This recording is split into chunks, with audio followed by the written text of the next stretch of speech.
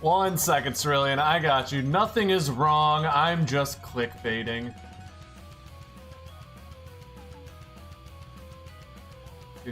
Do.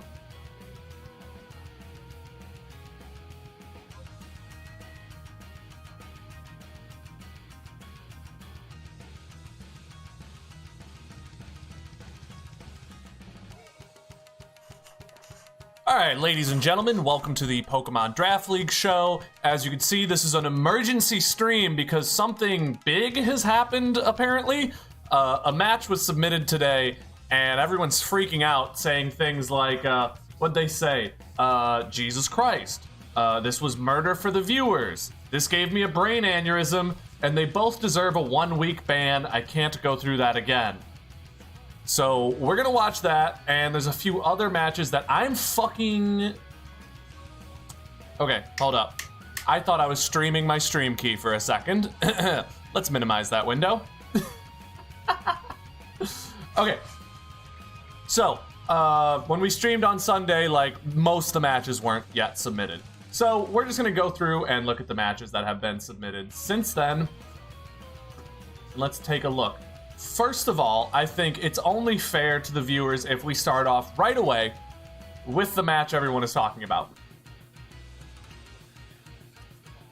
So, this match started just like the next day after I announced the trade deadline, and Hazy BB over here has made giant trades to their team, pivoting from like a balance offense to more of a hyper offense type team. So... let's see what happened and why everyone is freaking out. So we get the lead T-Tar setting up the stand for the Stoutland. Not a good matchup versus Skarmory, as Skarmory gets the Toxic down and T-Tar gets the Rocks up. Probably good for Hazy, you know, helps break sashes as he goes for maybe like an Iron Valiant sweep. I feel like he's just trying to hit right away.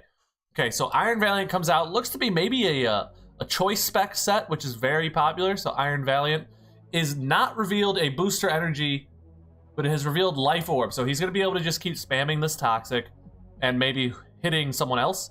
His own Sandstorm is doing more damage to him than it is the Skarmory, as the Tyranitar comes out as well as the Dugtrio on the same turn. Bad matchup, but a Gliscor is here and able to tank these hits. The Toxic Orb means that Iron Head does next to nothing, and the Stealth Rocks kill Skarmory. That's why you want Hazard Control that doesn't rely on Sturdy, because they can't come out on the rocks to remove it if you get messed up. So Sticky Webs come out. That's very good for Bad Word. He's going to need that. As the Hazy actually removes his own Stealth Rocks. Probably a good decision. I'd agree that having Sticky Webs up is more important, is more valuable than having the Stealth Rocks up. So he gets rid of those. But the Sticky Webs just go back up. So he needs to remove this Galvantula before he removes those again. As the Charizard hits the field, the Sticky Webs go away, and the Charizard starts dancing. Oh my god, why do I always do this, Cerulean? I gotta stop doing this. Okay, we're gonna restart. We're just gonna fucking restart. So, yeah. Alright, so these teams are a little bit different from the last time we saw them. The trade deadline has been announced, and Hazy BB pivoted his team from more of a balanced offense to more of a hyper offense team. He's picked up both the Iron Valiant and the Blaziken, dropping his Clefable and dropping his Heatran. So, we get a Tyranitar lead versus the Skarmory. This is a bad matchup for T-Tar, as he can get Toxic, as he did, as well as he can get Body Pressed. So he gets Toxic, but he gets the Stealth Rocks up, so it's a trade, but not one I would take again if I was choosing. The Iron Valiant comes out, and it reveals itself as a special set instead of a physical set, which is a good matchup versus the Skarmory. But it's sturdy, and Skarmory gets another Toxic off on the Iron Valiant, which is huge in my opinion. It clicks Protect, the Toxic chips it down, Hazy's own Sandstorm chips him down. His Iron Valiant is just taking a ton of chip. On top of the Life Orb that it was carrying, it's just not sustainable to leave the Valiant in. Looks like both players knew that, and both players switched. All right, what do we got here? So the Skarmory comes out with 1% due to Sturdy on the Stealth Rocks and dies, which is why you don't want Sturdy on your Defoggers, as you know, it just gets KO'd when it tries to come out on the rocks. So the webs are up, the rocks are up. The Giga Drain is doing next to nothing, pretty worthless, as Hazy goes for the defog himself, removing his rocks but getting rid of the webs. I'd say that is a worthwhile trade. I don't know if doing it at that time was the right decision though, as this Galvantula can just set up sticky webs like that. You know, defogging in front of the hazard setter is not your best idea because you can quickly get stuck in a loop. So Charizard comes out, Hazy removes the sticky webs for a second time, and the Charizard goes for a Dragon Dance, while the Gliscor gets a Toxic off of his own. Almost everything seems to be Toxic this match, and a Flare Blitz just one-hit KOs the Gliscor. Looks like Charizard won't be able to stay alive for long with this Toxic and Sandstorm up, but he does manage to KO the Tyranitar. How is Hazy going to get this thing off the field? Is he just going to stall it out? Okay, what is the speed here? I'm assuming that was Sandrush Stoutland because it was on a sand team. And that should be easily outrunning a Charizard X, but it looks like it was maybe a bulky Stoutland, not what you want to be running on your offensive sand sweeper. As Charizard's Flare Blitz, Toxic, and Sandstorm chips it down eventually. Dugtrio, it's a water-type Dugtrio, which just one-hit KOs the Blaziken. A great decision for name, bad word. Very well done. As the Terra Blast is not doing much to Scizor, but a gigantic U-turn, almost one-hit KOing the Dugtrio. That is shocking to me. I don't know how you guys feel about that one. Let me know. As then Valiant comes out, hits a Thunderbolt, and that's GG for Dugtrio. Pheromosa comes in with the close combat. Looks like it's trying to secure a Beast Boost sweep at the end, going for the Speed Boost. As Scizor can Bullet Punch here. Yep, the defense drops. And this is the match everyone's freaking out about. I think this is a well-played match. Oh! Whoa, whoa, whoa, whoa, whoa. This is where things get interesting. So, Scizor has managed to Bullet Punch through his entire team at this point. That means that it's now Toxapex versus Scizor. This can get nasty fast. If the Toxapex has Scald, it can get a burn off and chip the Scizor down, but the Scizor might have Roost. The Scizor might Swords Dance to break past the Toxapex, but the Toxapex might have Haze or Recover. The Toxapex can't poison the Scizor. They're kind of at a stalemate here, depending on how they're built. So the Scizor does reveal the Roost, so this could go for a while. The Scizor also Swords Dances. We get a double knockoff from Toxapex. You can't remove a Mega Stone, ladies and gentlemen. And we see the Haze. So if there's Recover on this Toxapex, we might be here for a while, right? Because he's going to be Swords Dancing and he's going to be hazing. He's going to be roosting and he's going to be recovering. Ladies and gentlemen, I think we might be in here for a bit. I'm going to put this on fast. It looks like his only attacking move is actually the knockoff, but he's only revealed 2 moves so far. It might be Toxic, which is why he might not be revealing that move. This could turn ugly fast. I'm turning it on hyper fast to see what happens here. We're just bullet punching and we're knocking off. I think Toxapex wins, personally. I think in a pressure battle, it's probably going to win. Maybe not. Oh my gosh, this is so close looking at these. Depending on what that last move is, if it has 32 PP, then it looks like... Then it looks like Toxapex will win. I'm going to start speeding up because I think this is a PP battle here. Have we had that final move revealed yet? It is Recover, which means I believe the Scizor might be able to actually win this PP battle. Keep moving forwards here. We have some chatter in the chat. We're at 110 turns. Maybe the longest season, maybe the longest game in the history of our Pokemon Draft League, but definitely the longest game of this season. That was ridiculous.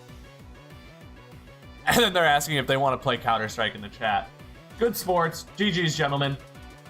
So another game I'm excited to watch is 2 rivals here. We have Jorge versus Hector, 2 very close friends. Let's see how it goes. The Rain team that keeps getting better, traded into the Pelipper, which was very good for him, has, after this match, replaced the Screamtail with a Clefable, and I can't lie, I'm jealous. So, let's see how this goes for him. I'm honestly astounded to see that he replaced the Screamtail as he's been playing so well with it this season. Well, let's see how he does with it this game. Looks like he's going for screens. Gets a light screen up. I don't recommend setting screens when your opponent has a substitute up. You need to be removing that thing as quickly as you possibly can. But Primarina is a bad matchup for a Reign team such as this. It's very hard to break. But the Hurricane goes off. No confusion. More subs. And it's leftovers Primarina. So it's getting some of that HP back, letting it set more substitutes. Its Draining Kiss is doing pretty much nothing, but it is giving it a little more healing so it can continue to set more substitutes. Primarina switches out into the Corviknight as Hector goes into the Swampert. Kind of a stalemate here. Swampert goes for a substitute. Hector has been using... Oh my god. Hector has been going for substitute bulk up sets, which I think is actually fairly nice versus his opponent. But I don't think it takes advantage of the high pressure, high speed, high offense that Swampert exerts under the Reign. I feel like it's wasting Reign turns to set up. But we are seeing the third substitute Pokemon revealed this match. We have substitute Primarina, substitute Corviknight, and substitute Swampert. So, can you guess what these guys' favorite move is? As now we have sub on sub, bulk up on bulk up. This is gonna get ugly fast. So, Hector opts to break the substitute while Jorge opts to set up another bulk up. I have to say that I agree with Jorge in this situation. But what the fuck? He boosts his attack this much and then uses a specially attacking move. This is experience right here. You know, this is why it's the beginner division. We make these sorts of simple mistakes, but it's tough to see that wasting all those turns of setup just to kind of throw it away while letting your opponent boost up is a grave mistake and is likely going to cost him the game. But now we're seeing a Swift Swim Gardevoir who gets one hit KO'd, so nothing interesting happening there. Is this an Ice Punch Swampert? No, just another liquidation, doing 48%. Yep, you need to get out of there. Goes into the Greninja, who resists and can maybe Ice Beam. Catches the Future Sight with a Dark Pulse. So Future Sight was set 2 turns ago. It's a Psychic type move, so if you go into your Dark type, you're immune to that. So a very good switch from Hector. I'm going to give him the credit and say that was probably on purpose, although that sort of thing also can happen on accident from time to time.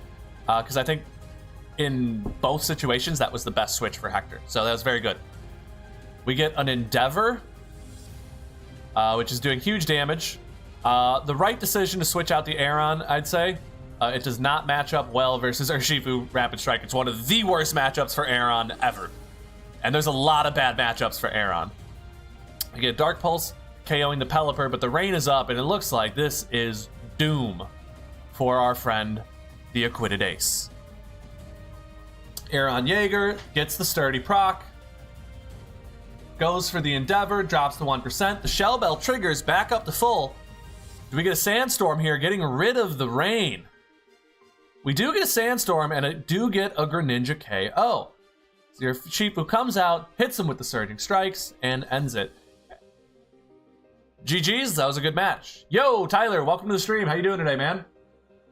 Just having a fun little casual stream because we didn't have like any matches sent in on Sunday. So we're 2 games in. I think we have 3 left to go. So let's take a look at our dear friends. Meek Millie versus the Wonder of You. We have Hyper Offense, Terrain Offense versus our somewhat stally Trick Room team. I'd call it Trick Room at this point. It's mostly more Trick Room than stall. So, good luck, have fun, everyone. We get a Cyclizar versus Rabasca. This is a very good matchup for the Cyclizar, I'd say. Rabasca goes for a turn 1 Trick Room into the Clodsire, who gets knocked off, losing his heavy-duty boots.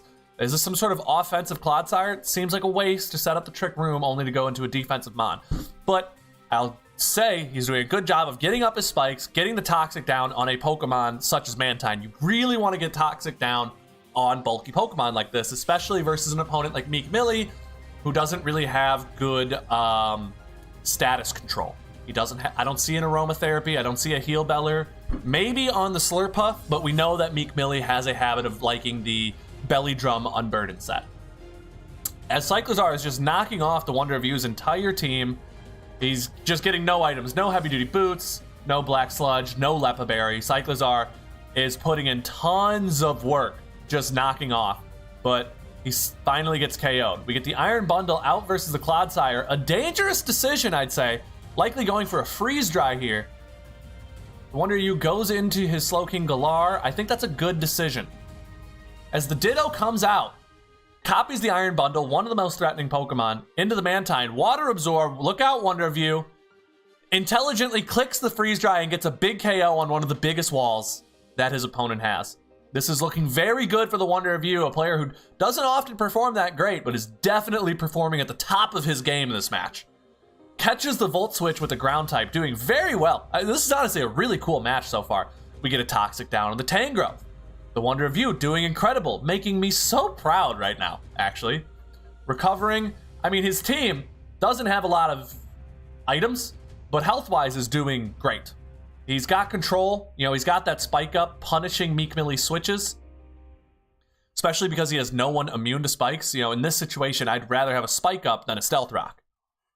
Maybe not with the Iron Bundle, actually. I'd rather have a Stealth Rock up. And see, we see this Belly Drum Slurpuff that I mentioned being revealed, getting poisoned, and the unaware Clodsire sitting in the back does not care about a Slurpuff. The Drain Punch, giving a little healing, but not enough to outpace the Slowking's damage.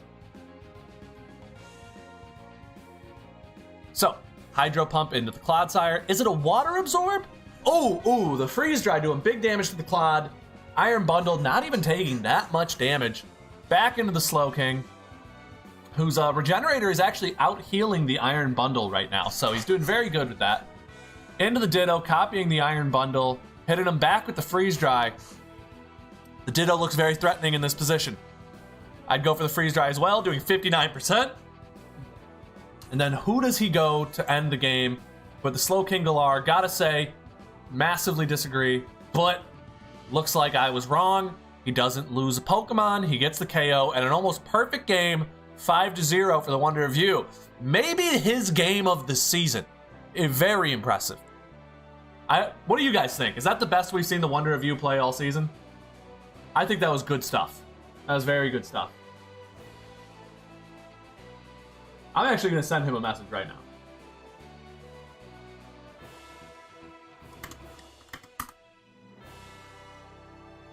I'm sending him a message right now. That's the best I've ever seen. I'm saying, you played out of your mind this week. Very proud. Good job. All right, let's look at what matches we have up next.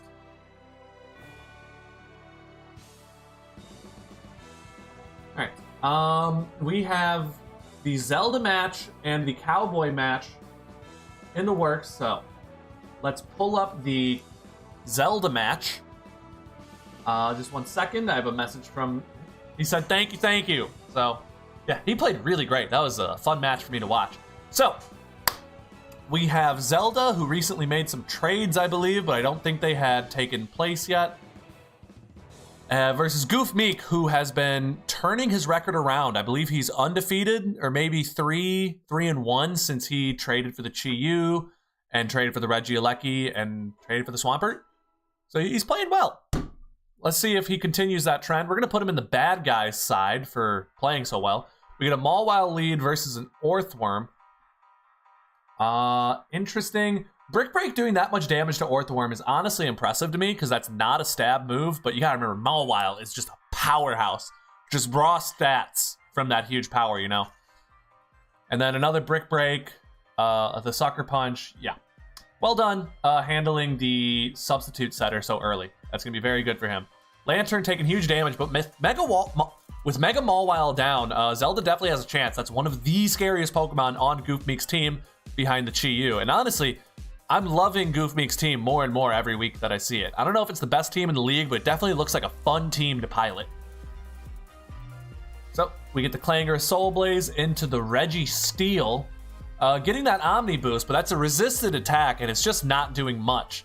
Let's see what Goof Meek has. But the Terra Fairy Registeel taking next to nothing from that Aura Sphere and setting down a Toxic. Does the Komodo have counterplay? 31% is not bad, but maybe a rest on the Registeel. Very capable, very capable of stalling this out. We're seeing a Protect. The Toxic is chipping. The time is ticking for Zelda. And they need to figure out a game plan to win fast because this is getting out of control. It is a 3 versus 5 situation. The Spectrier comes out and still not enough to KO the Registeel, who's going to probably click Protect here and stall out these Toxic turns. That's what I would do. And Zelda's just clicking Shadow Ball. Also probably what I would do. But that's not enough to KO.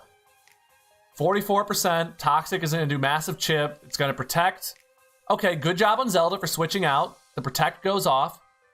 The Mandibuzz comes out. Foul play is just not enough. Registeel is just tanking. Unable to be broken. Fairy-type Registeel is very threatening. If I'm being honest, it's a Pokemon I was considering drafting myself. It is very, very tanky. And being able to tear it into whatever defensive type you want is just invaluable. So the weak armor procs. Mandibuzz is weaker, but faster. Is it a Nasty Plot Mandibuzz by chance? No, it's a Roosting trying to stay in the game.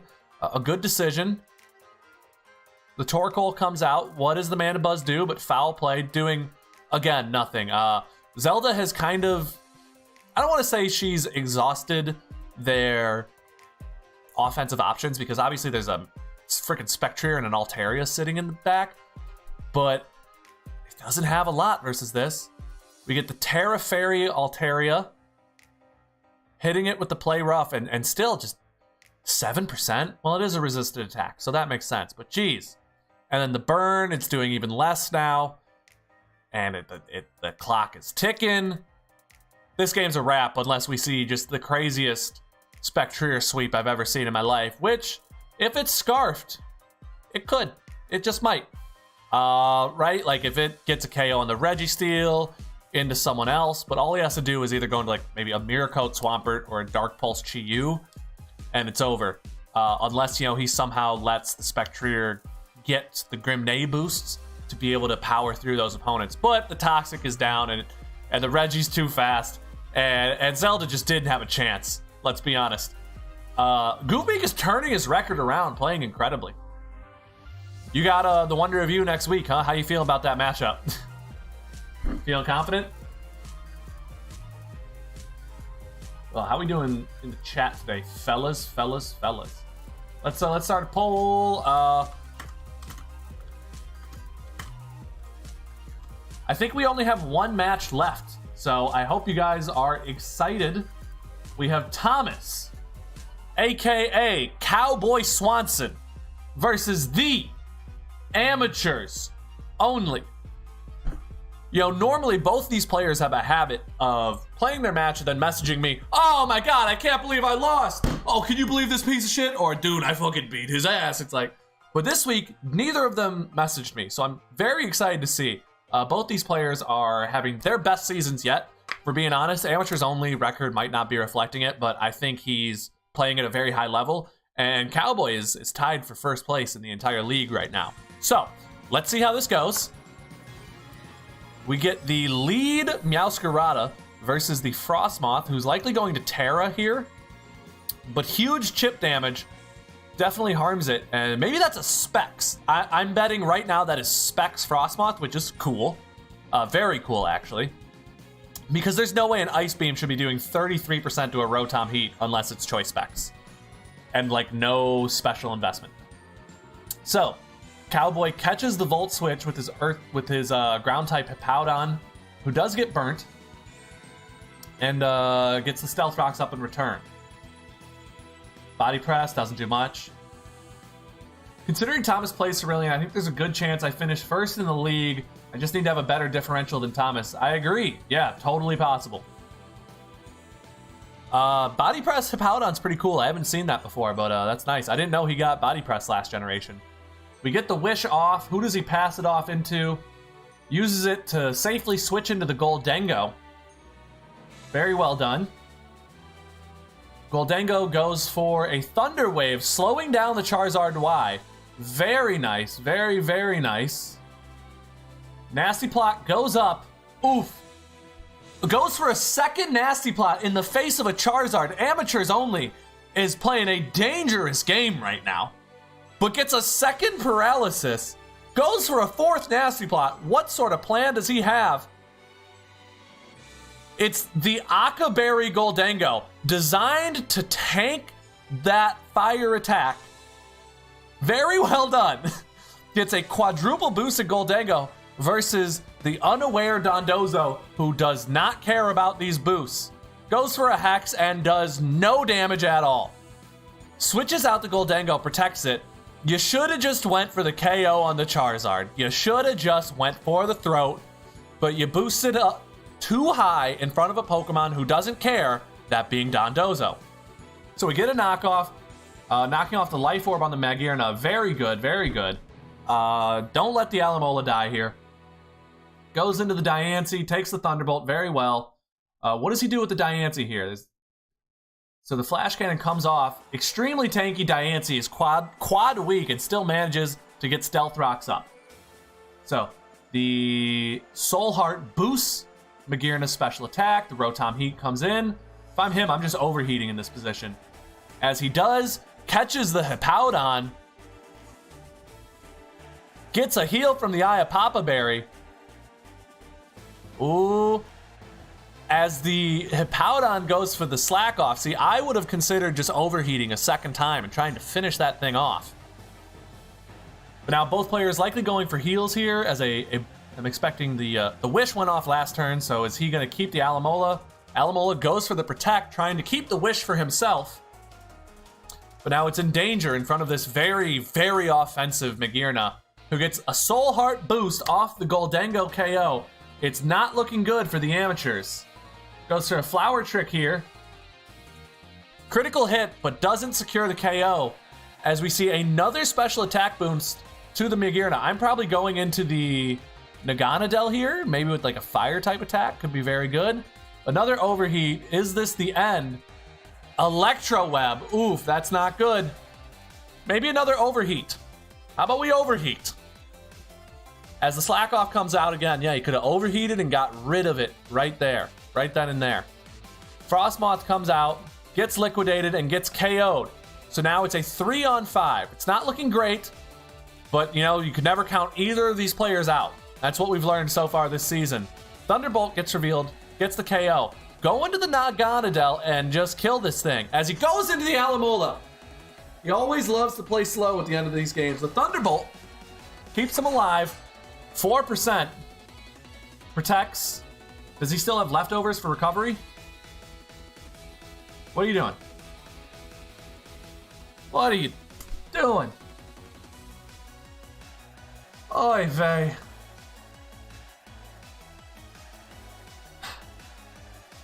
I don't know what that Naganadel was, but I have full faith that just about any Naganadel set could have made a huge difference that game if it was just played more aggressively.